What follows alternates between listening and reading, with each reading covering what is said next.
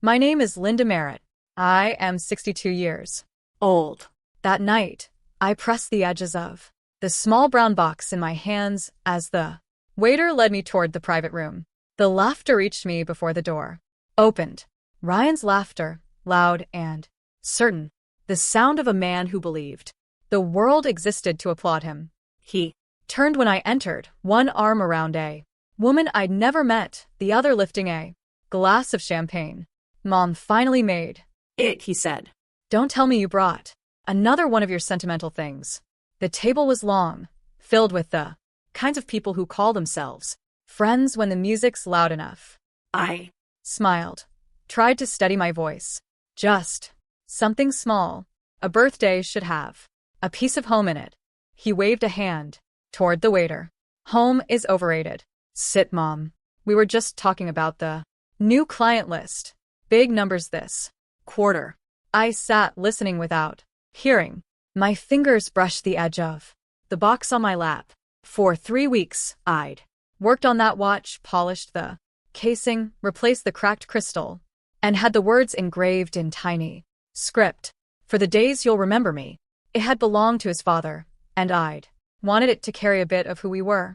Before money became the only proof of love. When dessert came, I pushed the box toward him. Happy birthday, Ryan. He raised an eyebrow, peeled the paper, and opened the lid. The room went quiet for a breath. Then he laughed a short, cruel sound. You fixed up Dad's old junk?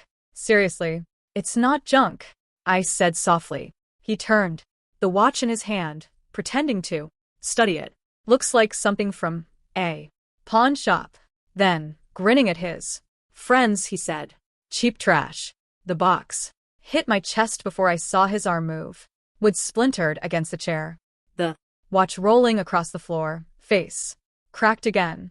I picked it up, cradling it carefully. The crack had reopened, but the movement still ticked steadily. No one spoke. A woman near him covered a smile behind her glass. Someone muttered, "Man, that's cold." But no one moved. I bent down, knees stiff, picked up what was left. My voice felt small, like it had been living inside me for too long. You don't have to keep it, I said. Ryan leaned back, shrugging. Don't worry, I won't. Something in me shifted. Then not a break exactly, but a quiet closing of a door. I stood holding the watch in my palm. Enjoy everything I gave you, Ryan, I said, looking right at him. Because soon it'll all be gone. He smirked, thinking I meant the evening, the cake, the attention. Maybe that's what made it easier to turn away. Outside, the night air was thick with the smell of the river. I walked slowly toward the parking lot. The broken watch pressed against my chest, feeling its weight like a heartbeat that had finally gone still. By the time I reached my car, I already knew what I had to do next. The morning after the dinner, I sat at the kitchen table with the broken watch beside my coffee mug. Its face was cracked again, just like before I fixed it. Maybe that was fitting. When Ryan was 15, he cried the first time he saw that watch. His father had just died, and he clung to me in the hospital hallway, saying, "I'll take care of you now, Mom." I believed him. I wanted to. He kept that promise until his senior year of high school. When the first tuition bill came, I had already taken an extra shift at the library, shelving books until my back ached. It's just for one semester, I told myself. Paying what his scholarship didn't cover. But one semester became 4 years. After college, he wanted to start his own marketing business. He came over one Sunday, all charm and certainty. "Mom, it's a sure thing. $7,000 to start, but I've got projections. I just need you to co-sign." I hesitated. "That's a lot of money, Ryan." He smiled, the way he always did when he wanted something. "You trust me, don't you?" So I signed. The loan officer said I was brave. I wasn't brave. I was afraid. Afraid he'd see me as the kind of mother who said no. The business started strong, and for a while, he made payments on time. Then came the excuses. Client. Delayed supplier error. Next month I promise. Each delay folded into the next, until I was paying the balance myself to protect my credit. When his car lease expired, he couldn't renew without my name. Just for a year, he said that was 4 years ago. Now, looking at that cracked watch, I realized I hadn't been helping him. I'd been teaching him that love meant rescue, that no matter how deep he fell, I'd always be the ground, waiting to catch him. I picked up the watch and turned it over in my palm. The engraving still read, "For the days you'll remember me." I wondered if those days had already passed. By evening, the air in the house felt heavy, like it was waiting for me to make a sound. I didn't turn on the lights. I didn't need to. I already knew where everything was. The drawer with unpaid bills, the stack of receipts, the folder labeled Ryan.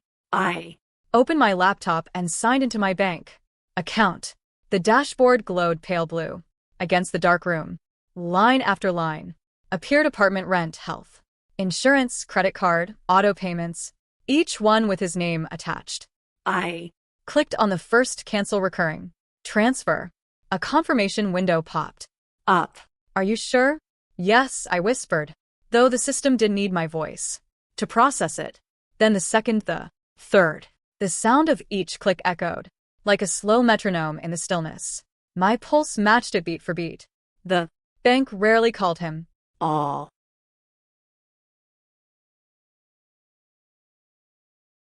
Correspondence went to my email. He'd never noticed because he assumed everything was automatic. Halfway through, my phone buzzed with a text. Hey Mom, thanks again for covering the insurance this month. Promise I'll pay you back soon. I stared at the words, thumb hovering over the screen. Then I turned the phone face down. When I reached the loan account, the one tied to his business, I hesitated. I'd made every payment for nearly 2 years to keep the interest from destroying my credit. I hovered over the button again. My hand shook. My mouth went dry. The system flashed a red warning. Failure to pay will result in penalty charges. Let it, I said quietly. And then there was the car, the BMW title still in my name. I found the folder on my desktop, opened the digital copy, and read the lines I had skimmed 4 years ago. Primary owner, Linda Merritt. Ryan had never noticed. He assumed it belonged to him. I rested, my hand on the mouse, breathing slow, feeling the tremor fade. When I clicked, request transfer hold, a message appeared. Processing request. Ownership. Verification required. Take your time, I murmured. The confirmation email arrived. Seconds later, my heartbeat once hard, then slowed. I leaned back in the chair. For the first time in years, no part of my life was tied to his name. The room stayed silent except for the faint hum of the laptop, steady, patient, and free. It started with a first call 2 days later. Mom, my rent transfer didn't go through, Ryan said, his tone sharp. Business-like. Can you check your account? I kept my voice even. It didn't go through because I can let it. What a laugh. Short, incredulous. You must have clicked the wrong thing. Just fix it. I didn't click the wrong thing. I said, you're 33, Ryan. It's time to handle your own bills. He paused, then scoffed. This is ridiculous. You've always helped me. What's going on with you? Nothing, I said. That's the point. Nothing's going on anymore. He hung up without saying goodbye. By the end of the week, there were 4 missed calls and 3 new voicemails, each angrier than the last. The 4th one came late at night. You think cutting me off will teach me something? You're the one who will regret it when the loan hits your credit. I didn't reply. I'd already transferred the documents to the attorney who handled my late husband's estate. He'd told me once, you can't save someone who confuses help with ownership. Now I understood what he meant. The following morning, an envelope arrived from the finance company. Vehicle repossession. Scheduled pending verification. My signature was still on file. That Afternoon, Ryan showed up at my front door. I hadn't seen him since the restaurant. His eyes were bloodshot, his voice strained. You reported the car. I Stepped aside, but he didn't come in. It was never yours, I said. It was under my name. He blinked, as if the words didn't make sense. You'd rather watch me fail than help. I met his stare. I already watched you fail with help. For a second, he looked like the boy he once was lost. Frightened, then his face hardened. You're unbelievable. He turned the Veins in his neck taut. You'll regret this. The door slammed so hard the picture frames rattled. I waited until the echo faded before locking it. The house felt unfamiliar, bare, exposed, yet somehow lighter yet through the window. I watched him stalk down the sidewalk, toward the car, the one he still thought he owned. By morning it would be gone, and for the first time in decades, so would my fear of him. It was past midnight. The street was quiet, and the neighbors had gone to sleep. By the time anyone might have called the police, I had already dialed. Mom, open the door. Ryan's voice slurred. Angry. I stepped back into the hallway and reached for my phone. Ryan, go home, I said through the door. It's late. The knocking turned to pounding. You think you can just erase me? You ruined me. I looked through the peephole. His face was flushed, eyes unfocused, shoulders hunched like a man trying to hold up a collapsing roof. Go home, I repeated. My voice was steady. It surprised me. He hit the door. Again, open palms slapping against the wood. You took everything. My business, my car, everything. You took them from yourself, I said quietly. He laughed. A wild, hollow sound. You always talk like you're some saint. You're a coward. You never fight. You just. He slammed his fist against the glass panel beside the door. The sound cracked through the hallway. I flinched and pressed the phone to my ear. 911. What's your emergency? My son is outside my home, I said. My voice came out calm, detached, like I was reading from a script I'd written years ago. He's intoxicated. He's hitting the door. Is he armed? No. I whispered, just angry. Stay inside, ma'am. Officers are on the way. Ryan's voice rose again, hoarse from shouting. You're my mother. You're supposed to help me. I did, I said. Through the door for 30 years. He kicked the step. Then the door again. I hate you. A car engine passed on the street. Then another. The night seemed to hold its breath. In the silence, I could hear him sobbing deep, ragged, angry sobs. That didn't sound like the man he pretended to be. Blue and red lights flared across the front yard, washing through the blinds. Ryan turned toward them, stumbling. Sir, step back. A voice called. He shouted something I couldn't make out, and the next sound was the metallic snap of handcuffs.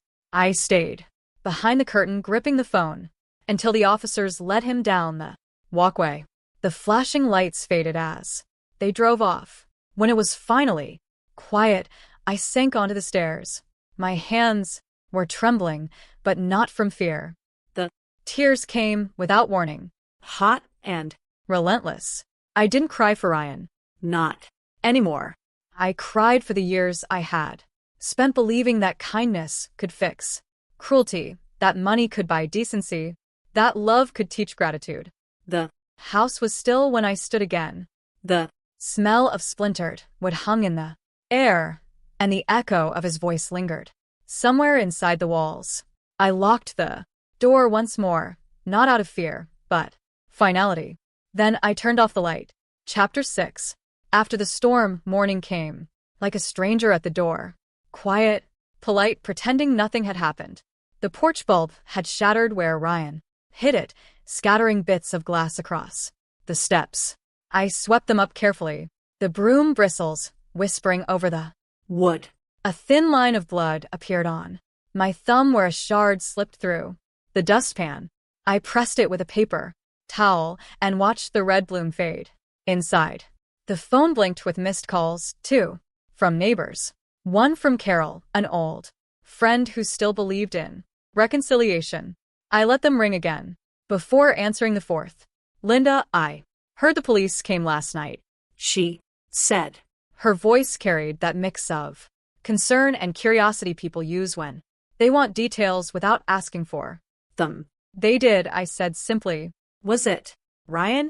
Yes. A pause, then softly. You know, He doesn't mean those things. he's just Lost. I know. I said he's been lost for a long time. Maybe you could talk to him. Find a way back before it's too Late. Too late for what I asked. Though, I already knew the answer. She sighed. For forgiveness. Maybe. I thanked her, promised I'd think about it, and hung Up. The phone felt heavy in my hand, as if it still carried all the words I never said. For the first time in years, the screen stayed dark afterward. No. Withdrawals, no transfers, no notifications, just silence. I filled the kettle and waited for the water to boil. The kettle whistled too loud, a reminder that I still had the power to choose the small, ordinary things. I poured the tea, sat by the window, and opened the book that had been gathering dust on the coffee table for months. The words came slow at first, then steady, somewhere between paragraphs. I realized I wasn't listening for footsteps anymore. By the time I finished the chapter, the tea had gone cold. I drank it anyway. It took months before I heard his name again. Bye. Then the house had settled into a rhythm. Quiet mornings, soft evenings. Peace had weight now. Something you could feel in your hands. Carol called one afternoon while I was sorting mail. Linda, have you seen the paper? She asked. Her voice was careful, like she was stepping over broken glass. No, I said. They're closing his company. Some kind of debt issue. It's in the local business section. I thanked her and ended the call. The envelope I was holding suddenly felt heavier. Later, I opened the paper. There it was, his name, printed in small official type. Brooks Marketing LLC, dissolved due to insolvency. The words looked cleaner than the reality behind them. I imagined him standing in that empty office, the same one I'd helped him lease 5 years ago, surrounded by chairs he couldn't sell and promises he couldn't keep. Weeks passed, and the stories reached me in fragments. He'd sold his furniture, moved into a rented room on the west Side. Someone from the bank called to verify a past record, an old cosigner form still under my name. I told them it was closed. One evening, while paying my own bills online, I saw a public court record notice for Ryan Merritt. Defaulted loans, unpaid balances, total loss exceeding $70,000. The number didn't sting this time. I Traced each letter like I was honoring the life we'd both lost along the way. Carol called again a few days later. I Heard he's been drinking, she said. Some people never learn until they hit bottom. I folded the paper in half. Maybe that's what bottom's for. I said. That night, I stood by the window, watching the street lights flicker against the trees somewhere out there. He was learning the lesson I'd spent my life avoiding. No one stays safe from truth forever. I Didn't feel triumph, only release. The wind moved through the porch, brushing against the new bulb I'd screwed in that morning. Its glow was steady, calm. Finally, I whispered, life's teaching what I couldn't. A full year passed before his handwriting found its way back to me. The envelope came on a Tuesday, tucked between a utility bill and a coupon flyer. My name was written in blue ink, shaky but familiar. The return address was a halfway house on the outskirts of Savannah. I sat at the kitchen table, tracing the edge of the paper before opening it. The smell of cheap pen ink and cigarette smoke rose as I unfolded the pages. Mom, it began. I'm sorry for everything. I've been sober for 8 months. I'm working part-time at a printing shop. It's not much, but it's honest. I think about what I did every day, about that night, about how I talked to you. You didn't deserve that. I read slowly, line by line. There was no anger in the words. No arrogance, just exhaustion. I know. You don't owe me anything, but I want to. See you. Maybe just a coffee or dinner. Somewhere quiet. I'm not asking for money, just a chance to make things right. Please, I miss you. I said. The letter down. Stared at the handwriting that had once filled years of birthday cards and shopping lists. It looked smaller now, as if the man who wrote it had finally met the boy he used to be. For a long while, I didn't move. The clock on the counter ticked softly, the sound almost in rhythm with the words still hanging in my head. When I finally reached for the letter, I didn't tear it.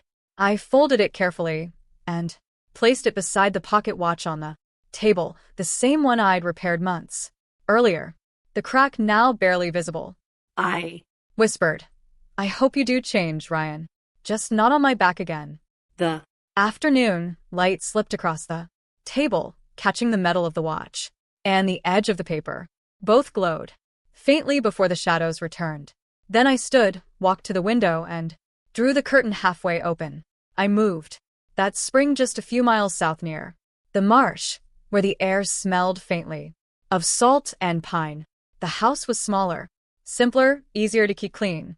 It felt like living inside a deep breath. The movers left by noon, and by evening I was sitting on the porch steps, a box of bulbs beside me. I screwed one into the old brass fixture near the door and turned the switch. The light flickered once, then steadied a warm, quiet glow against the blue dusk. A week later, my new neighbor stopped by with a pie and a curious smile. You leave that light on every night, she said, expecting company. I shook my head. No, it's not a welcome light. She tilted her head. Then what is it? A reminder, I said, that I finally came home. She nodded slowly, as if she understood more than she let on. We talked for a few minutes about the weather, the marsh birds, the noise of the frogs after dark. When she left, I stood by the railing, watching the reflection of the light in the glass of the door. Inside, the pocket watch sat on the kitchen table, ticking softly. Its rhythm filled the small house like a heartbeat that no longer needed to rush. I brewed a cup of tea, carried it to the porch, and sat down again. The night air felt clean, unhurried. Somewhere out there, life was still loud and unfinished. But here it was steady. The watch kept ticking. The light stayed on. And for the first time in my life, nothing was missing.